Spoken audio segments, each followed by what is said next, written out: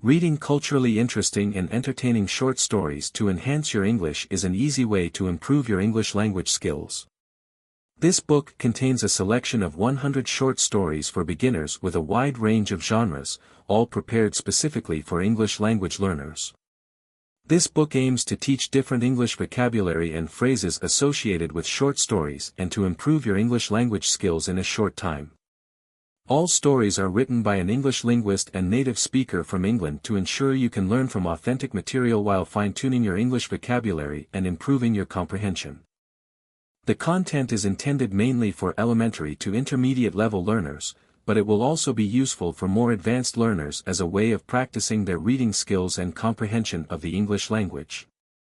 The stories have been arranged according to their degree of difficulty, and each story is accompanied by a key vocabulary section and story-related questions.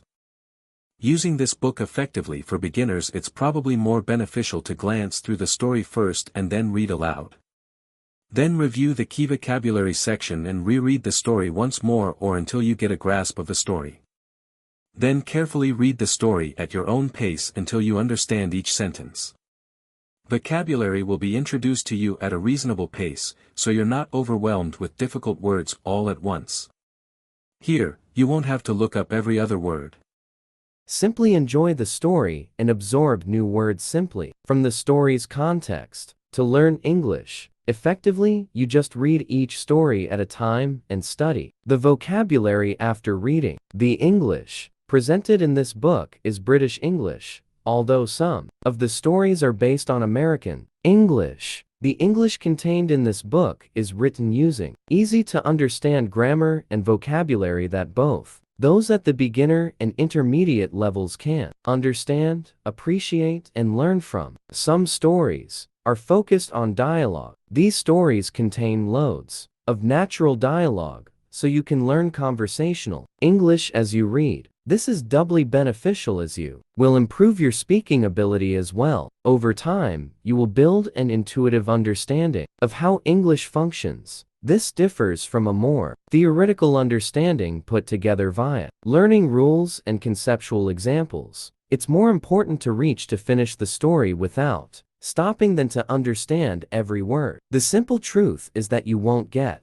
everything your first time around. This is completely normal. Towards the end of this book, you find the stories lightly longer and more complex, but still comprehensible for beginners. 1. The key. I'm late today and I have to leave for work very quickly. I am jumping into my car. As I turn onto the freeway, I'm suddenly not sure if I took my door key with me. I'm touching my bag. My God, I forgot my key, I say aloud. I make a U-turn and drive back as fast as I can. I park my car right in front of my door, although it's not normally where one is allowed to park or to stop a car. I live on the 3rd floor and still run up the stairs hoping to get away with it. I'm looking for the key in my apartment, but I cannot find it right away. After a few minutes, I come to the realization I had left the key in my jacket. I'm running downstairs back to the car. I'm looking around. Where's my car? In the distance, I see a tow truck pulling my car off. 2. What is culture? I sit with several students in a cafe in Paris.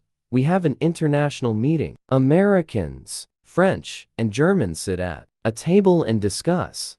The American asks, "What does culture mean in this country?" I say, "That term can mean a lot. Literature, theater, art, or even the way we speak, including the way you conduct yourself." "Does it also include behavior?" asks the American.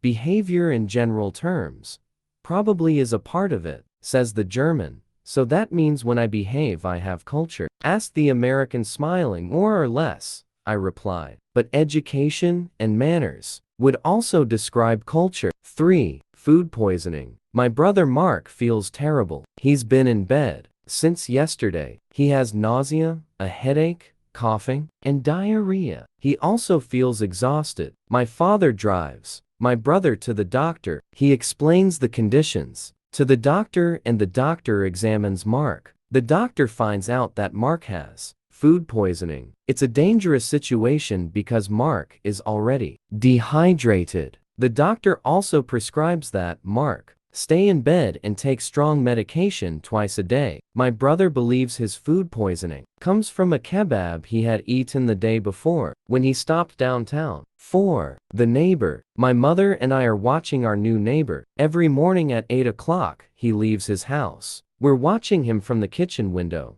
The man is young and wears a suit and tie. We think he's a man of class. He is always coming and going at a particular time.